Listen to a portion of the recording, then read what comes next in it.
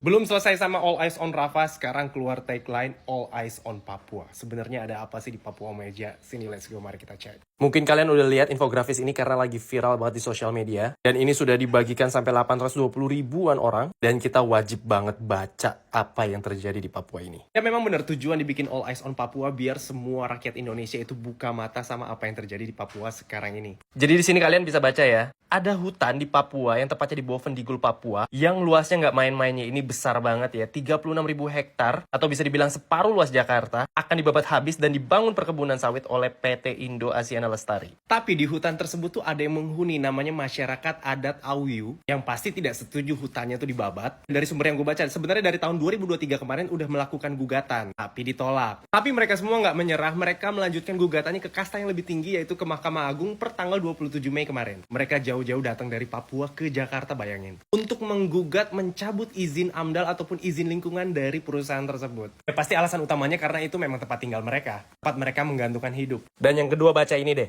Proyek ini tuh berpotensi menghasilkan 25 juta ton CO2 atau karbon dioksida ya, yang sama dengan menyumbang 5% dari tingkat emisi karbon tahun 2030. Dan ini dampaknya bukan main-main ya, bisa langsung berdampak ke seluruh dunia. Dan kalian harus baca ini juga deh, ini miris banget sih sumpah. Masyarakat adat sana tuh bilang gini, kami tidak mau hidup dengan uang. Tanpa uang pun saya hidup bertahun-tahun di hutan. Di Sanghau memang ada beberapa orang tuh yang memang udah bisa bahagia hidup dengan apa yang mereka miliki. Dan sekarang mungkin yang mereka miliki hanya hutan mereka. Kayaknya memang kita harus bantu menyuarakan, jangan biarkan mereka berjuang sendirian. Karena kalau kita nggak bantu viralin, mungkin nggak sih mereka bisa menang di Mahkamah Agung. Dan aksi yang mereka lakukan di depan kantor MA juga damai kok, lihat deh.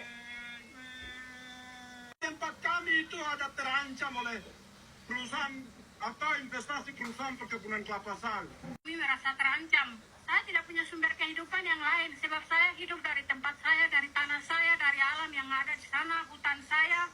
Itu yang saya hidup dari situ. Saya ingin tanah saya tidak boleh dirampas atau diambil oleh perusahaan. Tidak mau hidup itu dengan uang.